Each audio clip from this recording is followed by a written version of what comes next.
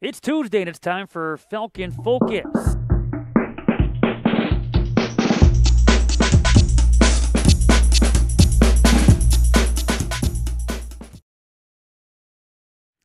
Welcome to this week's edition of Falcon Focus, episode number 5 here in season number 4. My name is Matt Menzel. Our focus this week in segment number 2, we talk field hockey with the acting head coach, current assistant, that being Sam Dunn, a Concordia alum. We'll talk about her Hall of Fame-worthy lacrosse and field hockey careers. But first, we talk football with Gio Nolatarski. Kind of join us as the Falcon football team is off to a 5-1 start. 3-1 in conference play and coming off their third consecutive win, a homecoming win on Saturday in knocking off the Red Devils of Eureka, a thrilling 23-20 final. Gio, thanks for joining us. I want to get your thoughts, your opinion on what was the difference on Saturday. Our offense, honestly, really kept us in that game. Defensive-wise, couldn't stop their run. Kind of picked it up in the second half, put in a couple game plans at halftime, which helped us kind of keep our offense back in the game. And then towards the end of the game, that's what helped us the rest of the way. The game-winning touchdown for the Falcons was scored with 58 seconds left in that fourth quarter. Now, you had 4 tackles and 5 pass breakups. Were you pleased with your performance? There's always room to improve. Never play a perfect game. A couple of those, I got bailed out by my other players, which helps me out. But overall, I wouldn't say it was a bad performance, but always room to improve. How was the homecoming atmosphere? Oh, I wish every game was like that. I love seeing the crowd packed. I love seeing the end zone completely full to the point that people got to stand on the outside of the fences. I love seeing that. It's a good atmosphere. And the Falcon football team improving to 3-0 now at Tomasini Stadium. Now, following week number 1, so going back to the first week of the football season, you were named the NAC Defensive Player of the Week, and that came after you had a couple of interceptions at Martin Luther. One of those returned 91 yards for a touchdown. Tell us about that pick six. Honestly, right before that play, it was right before the end of the half, and we kind of have a rule whether we bat the ball down or intercept it, and I was going to ask at the timeout if I should bat it down, but I think we all know now that it was probably the best decision that I caught it and returned it. That was one of the coolest moments of my life, considering it was my first ever college interception, so it was definitely a very memorable moment. How about prior to your college life? Have you had a pick six before? Yes, I have had a pick six. My senior year, I think I only had one, but it was not as far as a 91-yard pick six. That's my farthest I've ever had in my life. So he was the NAC Defensive Player of the Week following that Week 1 performance. Move ahead, and all of a sudden you were named the NAC Special Teams Player of the Week following a couple of blocked punts in the win against Concordia Chicago on September the 24th. How were you able to block a couple of those punts? That first one that I blocked, I didn't even get touched. I was just lining up, and I realized that he was just blocking down the whole time, and I was able to just run untouched completely, and I knew as soon as I ran right by, I was going to block it. The second one, the guy came to try to block me, and he went right into his own punter. So kind of worked out both ways. They didn't know who to block, me or Riley on the other side. I'm venturing to guess without looking that you might be one of the first players in NAC history to be a Defensive Player of the Week and a Special Teams Player of the Week in the same football season. But what's it mean to you to be a Player of the Week, let alone twice in one season? It does mean a lot to me. This offseason, I put in a lot of work, more than I ever have in my life. I woke up every morning this summer at 4 in the morning, would lift from 5 to 6:30 or 7, and then do a second lift later on in the day. So I was really working on getting stronger, faster, preparing for this season because I knew the task at hand this year that I would most likely or maybe be starting. It was just a big job that I needed to step up to. Well, let's expand on that. So, obviously last year being your first Falcon football season, how has your role changed from last year to this? I feel like it has grown a lot. I was behind a great senior last year, and he kind of gave me the stepping stones of what I need to do next year because he told me, he's like, you're going to take this spot next year, and I need you to be ready for it, and he prepared me in every way possible. I just try to keep our defense upbeat. I know sometimes it can get chaotic out there just like it did on Saturday, so my job is try to keep the safeties calm, try to keep the whole defense calm so that we keep rolling in these wins with our defense. Now, going into last year, what was maybe the biggest adjustment you had to make, or what was maybe the biggest eye-opening difference from playing high school football? Definitely the speed of the game. It's moving a lot faster. And sometimes I think about this. Last year I was only 18 years old, and then I would think about how I'm playing with some of these 22, 23-year-old dudes out here, and I was just like, this is crazy. But I think the biggest thing was just learning a whole new defensive playbook. Go from high school where I played offense and defense to a brand new playbook that I've never even looked at or seen before. So just adjusting to that was a little bit difficult, but at first, honestly, it wasn't that bad, and now it's just like second nature, just figuring out what we're doing. How comfortable are you with that playbook now? Oh, it's on the back of my hand. Even every year, though, even though I know it, I still write every play down in my notebook to just make sure that I can go over it and review it just so that I'm ready for every single week and every day. Now, you're from the state of Pennsylvania, so how did you find Concordia? How did Concordia become your college of choice? I had a recruiting website called NCSA, and I think that really did help me with my recruiting process because my junior year, which is the biggest year of recruiting in high school, kind of got ruined by COVID. Mm-hmm. So I needed some extra boost, some extra help. And actually, Coach Fahey, the lacrosse coach, found me. And I sent him my senior high school football highlights because I didn't have a junior season and I couldn't wait till the end of the year to send it. So he ended up saying, do you want me to send this to our football coach? And I didn't even know you guys had a football team here.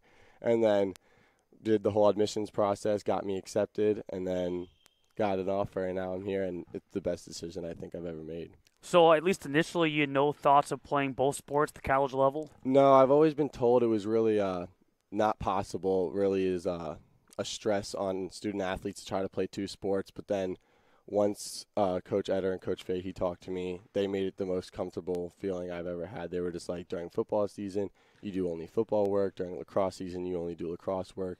So that just made it a lot easier on me. I read that you have 3 brothers, 3 sisters, so what's it like growing up in the Nolatarsky family? Always got something to do every weekend. Regardless, we're all always got something to do, always someone to talk to, always someone to hang out with. But I like that environment. I think that made me be a lot more comfortable in the outer world talking to people, and I've always loved having siblings. Even though if we get on each other's nerves, it's always a fun time in the house. Did most or all of your siblings play, or do they play sports? Yeah, my younger brother right now, he plays high school football and high school lacrosse just like me. My stepbrother, he played football a while ago, and my sister and them played like lacrosse, and they did cheerleading and all types of stuff, hockey. So in the pecking order, where do you rank from oldest to youngest? Think I'm the third youngest. I'm the third youngest. Yeah.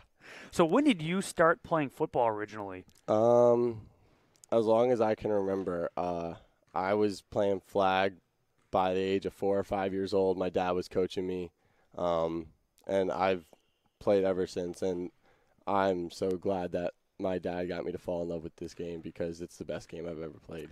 When did you start focusing primarily on defense? That would probably be, honestly, my senior year because we had a very good receiver right now. He's committed to Penn State already at my high school, and he 6'7". I mean, yeah, can't compete with that size as a receiver. So I really started focusing on defense because I knew that's where primarily that was my strength, and that's what my dad played in college and the NFL. So that's what kind of got me prepared for that, and I love defense. Not that I don't like offense, but defense comes so much easier to me. Tell us more about your dad. He played at college with Andre Reed at Kutztown University in Pennsylvania, and then played for the Seattle Seahawks and Detroit Lions in the NFL, and played safety. So everything I know, other than from my coaches, has been taught from him. I know to always look up in the stands if he's ever at a game, and he's given me his hand signals on what to do. But he kind of prepared me for everything in every situation of every game. So everything I mostly know is from him. Favorite football team? Oh, Philadelphia Eagles. Hands down. Hands down. Not even Pittsburgh Steelers, nothing. That's Nope. So you're living high right now. Nice undefeated start to the Eagles season. Yeah, it's early, so we'll figure that out a little bit way down the season. So far, what is your greatest football memory? My greatest football memory, honestly, was probably this year, this pick six that I had. I couldn't really remember much of it during it. I was kind of just in the moment, but afterwards and then watching it, I just couldn't believe that happened. It was probably one of the coolest moments I've ever created or happened in my life. Again, a 91-yard pick six back in the first week against Martin Luther.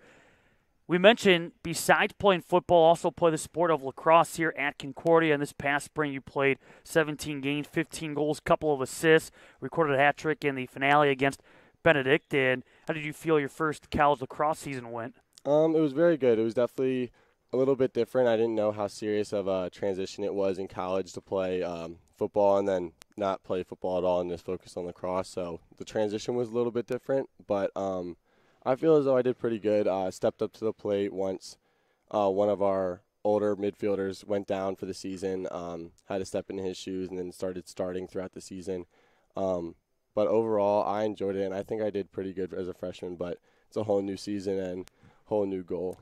You mentioned when it's football season, the coaches have told you to focus on football. When it's lacrosse, focus on lacrosse. Do you ever try to juggle the two? Like, if it's lacrosse season, do you try to get a little spring football work in? Not really. I kind of not allowed to last year. Okay. I tried to do a little bit of lacrosse during football because I didn't know if I was allowed to or not. Found out I really wasn't allowed to do it during football season. So I haven't made that mistake again. But no, I kind of just focus on – I still jump around and make sure I'm talking to the coaches, go up to Coach Etter's office, just bounce around every here and then. But I won't be able to practice. I'll just kind of watch or, like, ask questions about what's going on just so I'm kept up to date. Did you play any other sports besides lacrosse and football growing up? Yeah, I played baseball until, like, 3rd grade, and then I just didn't like it anymore, and that's when I started playing lacrosse because my sister got me interested in it. And then I used to play basketball all the way up until my freshman year, but then I realized I was like, I'm probably not going to go to college for this, so it's probably best I'll just leave it to the guys in high school that are going to go to college for it and just focus on football and lacrosse more. And here he is, football and lacrosse here at Concordia. Let's bring it back to Concordia football as we start to wind down. Your thoughts on the way the team is playing right now?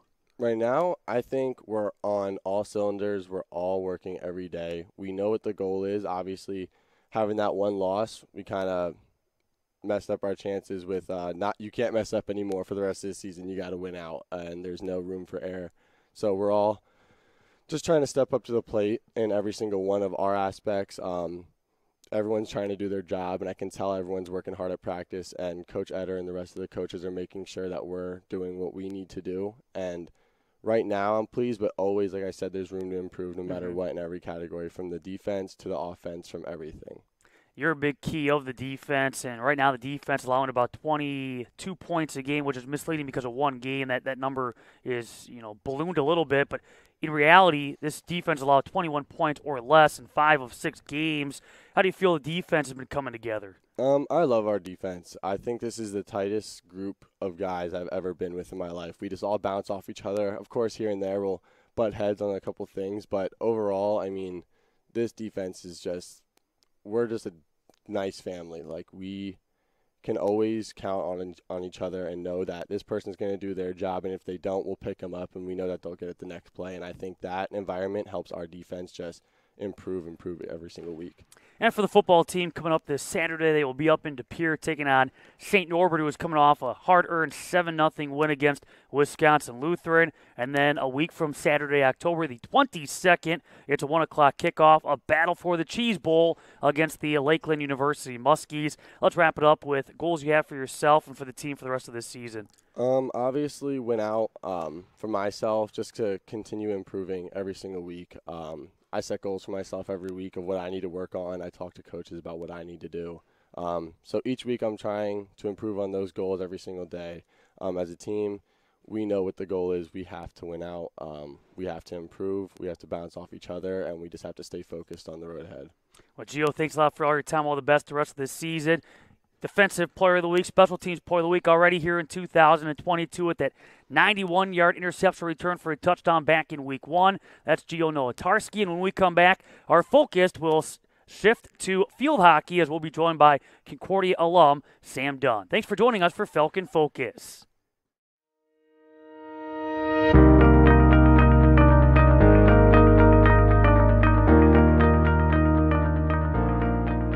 Since 1978, Lutheran Church Extension Fund has had the humble privilege of supporting the Lutheran Church Missouri Synod in fulfilling its mission of sharing the gospel.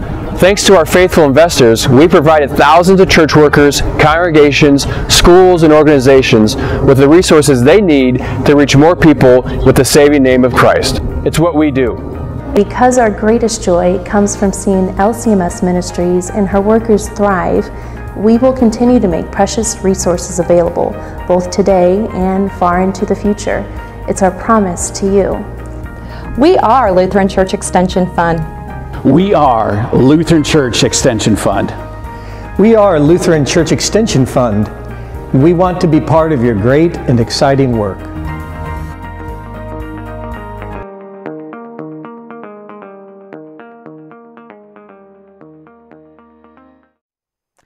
Welcome back to this week's edition of Falcon Focus, episode number 5 here in season number 4. And we now shift our focus to field hockey and being joined by their assistant coach, currently acting head coach, that being Sam Dunn, a Concordia grad, a future Hall of Famer in the sport of field hockey, and even a little bit of time playing the sport of lacrosse. And Sam, I want to jog your memory a little bit. September 4th, 2018, you were the first ever guest on the first ever Falcon Focus. What do you remember about the first ever Falcon Focus? It was awful. Never forget. I didn't even watch it because I knew how bad I was. I'm not good with speaking on camera. It's actually better now. But that's because I know you, so I feel more comfortable around you. But yeah, that was a bad time. I think I talked about the bus trips and movies, watching Coach Carter or something like that. But you can go back and relive it. It's still in the archives on YouTube, and we were in the student union. I was watching it briefly last night to make sure I wasn't wearing the same polo and all that stuff. But, yeah, that was September 4th, 2018. Now here she is as we are slowly but surely about to hit our 100th Falcon Focus. That's coming up sometime in the spring. But you were a member of the first ever Concordia field hockey team back in 2016. How exciting was it to be a part of that inaugural season? Yeah, it was a wonderful experience, just being with Coach Sam, being able to share that experience with her then. And, now she's the head coach and I'm the assistant, so it's kind of full circle situation. Just being able to kind of give back to the program now is exciting. And we went through a lot that first season. We were traveling. I think we had one home game. So it was tough. But you just got to pave the way for future girls to come through. So I'm glad I was a part of it. So what are your memories from that 6 and 12 inaugural season? Oh my gosh. Lots of bus trips, lots of movies, working on the bus, late nights. I think there was one night where we got home at like 2:30 in the morning, and then I got up at like 8 a.m. the next day to go to class. Yeah. Oh my gosh, yeah. So that was fun. But just being with the team, we had a bunch of girls from ice hockey and lacrosse, so it was kind of cool to hear their experiences and what they've all gone through during college. So it was very exciting. When you think about your 4 seasons playing the sport of field hockey here at Concordia, how have you seen, obviously you've seen it from the beginning on, but how did you see the program grow from one year to the next? Yeah, it's obviously I believe it was second and third year was a little bit shorter.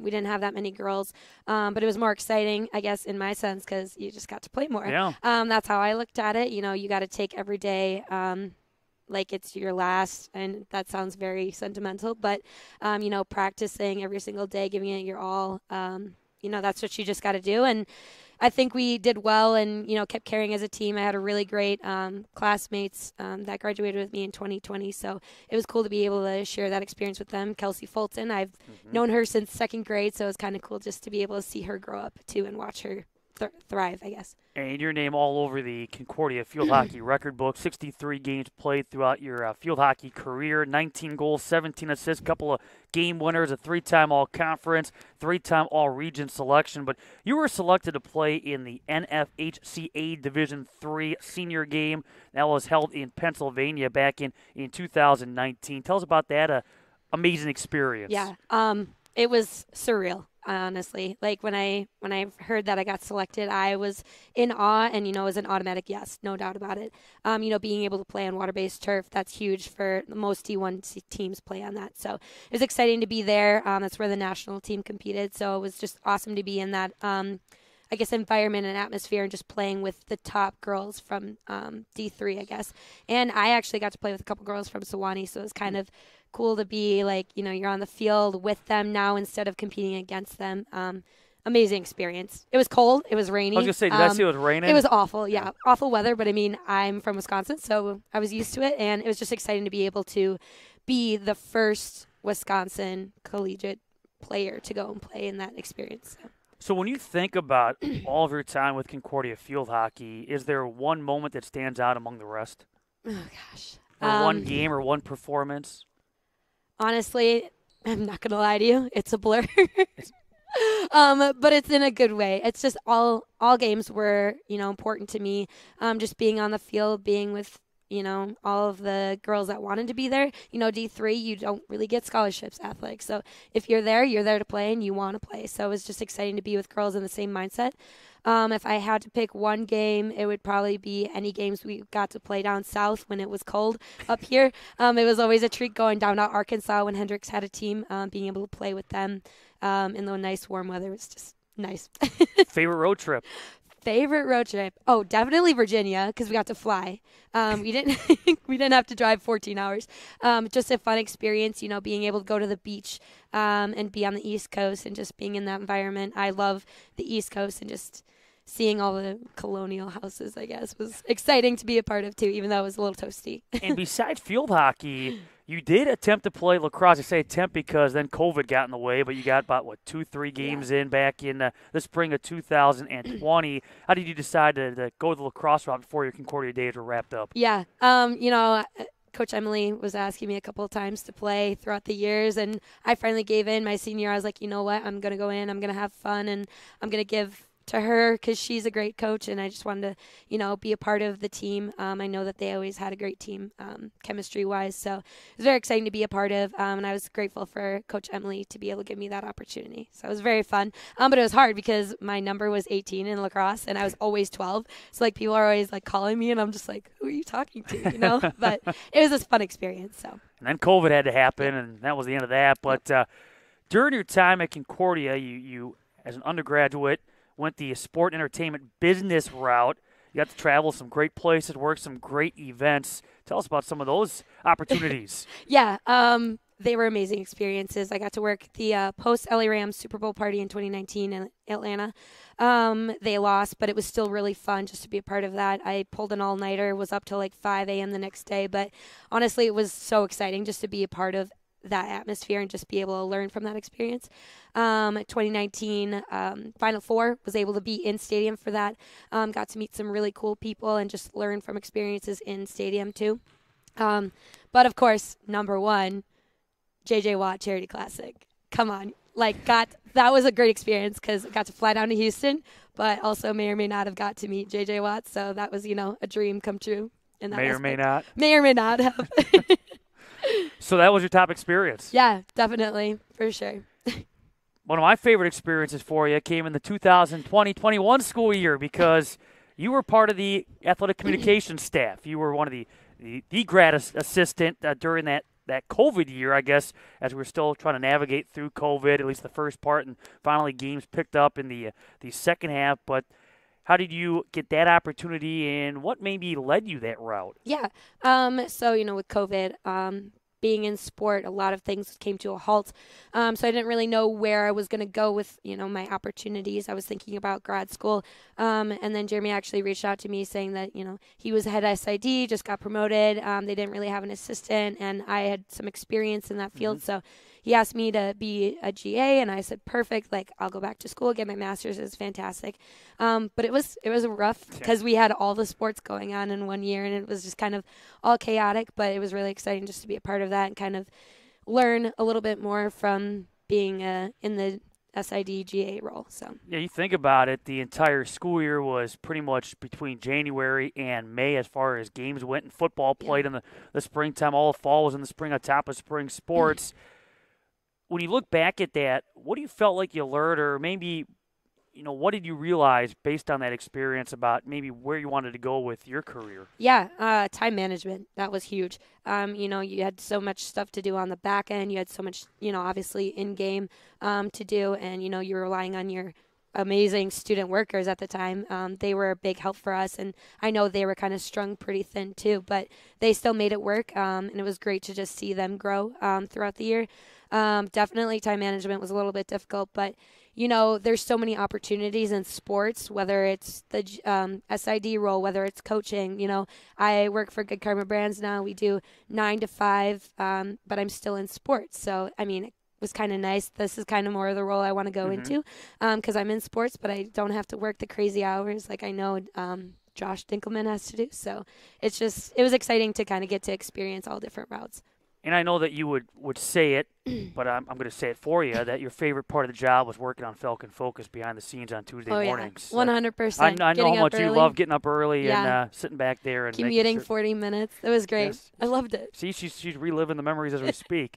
This past summer, let's fast forward, this past summer, you became the new field hockey assistant coach. How did that come about? Yeah, it was kind of crazy. It just came out of nowhere. Originally, I actually got offered to be the head VR coach at Arrowhead. Was thinking about doing that, and then Sam approached me and was like, "Hey, listen, I'm pregnant. My baby's coming at the end of August." So I was like, jumped on that opportunity. I was like, college is where I want to be. It's always been a dream of mine since I started playing the sport. That's coaching? Coaching, yeah. Okay. Coaching collegiately was always a dream. So, I was just like, I get to give back to the program that kind of allowed me to thrive in field hockey. So I just jumped on the opportunity right away. I was like, yes, we'll make it work. We'll figure it out. So you obviously know the sport because you played the sport, but did you have to do anything to prepare for then coaching? Yeah. I kind of just, I'm not going to lie to you, I winged it a little bit.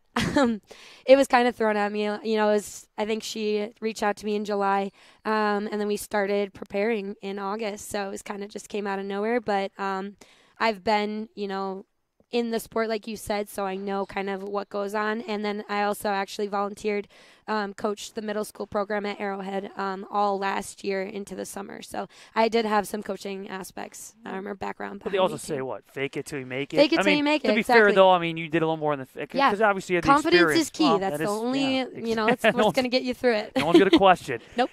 Then you were given the keys to the car because, as you mentioned, Sam Stesso had her second child, so she's been out and is expected to come back in the not-too-distant future. But how unique was it then to go from being an assistant briefly to then all of a sudden be elevated to head coach for a little while and coaching some of your former teammates? Yeah, it was kind of crazy. I was like, oh my gosh, I'm only 2-3 years older than some of these girls. It was a crazy experience, but I did play with all of the now seniors. They were freshmen and I was a senior. So again, full circle with that aspect, but I trusted them a lot. They helped me out with certain things, with lifts and stuff like that. So I was able to kind of trust them and put that on their shoes. But it was an experience, definitely. I just was kind of thrown into it. But I love kind of getting thrown into things like that and learning right away, trying to figuring it out. So, yeah. So from winging it to now coaching a number of games, how do you feel like you've grown as a coach? Oh, my gosh. It's crazy. It's only been a month or two, and I feel like I can probably handle this again, maybe getting thrown at this. But I love it. I love coaching. I love these girls. They're all great. They're funny. They're goofy. We always have the most weird conversations, but that's what field hockey is. We're always bonding. I have an amazing athletic trainer, Katie Day. She's kind of my assistant now while Coach Sam has been gone. So it's just been exciting to kind of get to, I guess, bond with all the girls while I got to coach them too. So, and things have been going well. We were 2-0 against Sewanee, so that was a huge turnaround. We've got Transy and Worcester this weekend, and I'm very confident that we're gonna pull away with 2 wins. So. Well, it's fun to watch on the sideline because you're fiery and competitive. I mean that in all respect, but is that tough sometimes to go from, you're that athlete, you're competitive, you want to go out there and win, and all of a sudden you got to tone it down a little bit because you're kind of the trendsetter for the team. Yeah. I'm very passionate about the sport. The sport's been my life pretty much for almost over a decade, I think. And it was very hard for me the first couple of games, just having to be on the sideline. You coach these girls all practice, and then when you get to game time, it's in their hands. You can only say and do so much. You can't go out there and just be like, hey, this is what you got to do. You can't show them that. And I'm a visual learner, and I know some of them are too. But you just got to tell them, like, hey, you got to do this. And that was definitely the most difficult part for me. But I think I've gotten a little better at it, but I'm very vocal on the sideline still. So still, ultimately, like the dream is to be a head coach someday? Oh, yeah, at 100%. Collegiate level? Yeah. Coach Sam has been quite the role model for me, starting the first field hockey program in Wisconsin since like the 80s, I think. And then Holly, obviously, I played with her, or against her, I guess, at Hendricks. Now she's at Marion, so I would love to maybe do that at some other UW school potentially. Sure. But that's always the dream. But I just think it's incredible. Well, how cool is it? Let's piggyback off that thought. How cool is it, regardless of wins and losses? How cool is it to be part of a all-Wisconsin matchup with Concordia against Marion? The first time that's happened in the state of Wisconsin since the 1980s. Yeah, that was crazy. Coach Sam had just had the baby, and I was like, all right, I'm stepping into this role now, and like, oh my gosh, like this is history being made. So it was kind of exciting just to be a part of that. And again, like I said, I played against Holly, so I know like she's an incredible athlete, an incredible coach. So it was exciting to share that experience with her. So. But Holly, she's coming for you. Oh, yeah. Concordia Marion, next time it's on. Oh, yeah, Kentucky playoffs. Great. Better watch this is out. going to be bulletin board material now. Currently, field hockey has a record of 4-5, coming off back-to-back wins, as you mentioned, against Swanee. Now preparing for that trip to Transylvania and Worcester, coming up Saturday and Sunday. I guess, how would you summarize this season so far in the first 9? Yeah, it's kind of been a roller coaster, I'd say. I think both me and the girls know that. We've had a lot of challenges, obstacles to overcome. We are all kind of thrown into a weird situation with this season, but I think they've adapted and evolved as the season has gone on, and I think that's proven when we played against Sewanee. We just came out with fire under our butts, and, at the end of the day, it has to come from within you. You have to light that on fire. It's the passion that you have inside you, and I keep telling those girls that, and I think they're ready for these 2 games and for the next games, and I'm just excited for Rhodes, to be honest with you, at the end of the year. We're home. It's senior day, senior games, so I'm just excited for that, for sure. Is there one area as far as the play on the field goes that you point and go, this area needs to improve if we're going to, take that next step? Yeah, I guess you got to be goal hungry. I told the girls, once you get into that circle, you got to shoot. And the only way you're going to get goals is if you shoot. So the more chances that we have at that, the better the outcome's going to be. But, like I said, again, that's got to come from within them. I could only coach you so much. So to wrap it up, and you mentioned it already, but for those that maybe were not paying close attention, what are you up to these days outside of field hockey? Yeah, so I work full-time for Good Karma Brands. I'm a partnership development specialist. We do all the advertising for ESPN Radio and ESPN Digital, live streaming and whatnot. So it's been crazy, but it's really fun. We have the Tundra Trio that we get to work up in Green Bay. So I'm excited to do that. Once season is done here, I'm going to go up to Green Bay and help out with that. But doing that, I actually have a half marathon coming up too that I've been kind of training for. So kind of. I don't really have a whole lot of time right now, but yeah, it's been fun. I love keeping myself busy. So you're gonna come back and watch this show now? You're gonna review your performance I think this time? I've done a lot better since my first one, so I think I can. Go back to 2018. You can find it on YouTube, September 4th of I'm definitely 2018. Not nervous. It was Sam Dunn and Jeff Walker, our first ever Falcon Focus. Sam, great to see you. Thanks for everything. All the best the rest of this field hockey season, and with your half marathon? Half marathon. 13 miles. I can't wait. That's Sam Dunn, the future Hall of Famer for the sport of field hockey and lacrosse. We also thank Gio Nolatarski from Falcon Football as they prepare for their matchup on Saturday at St. Norbert. And thank you for watching this week's edition of Falcon Focus.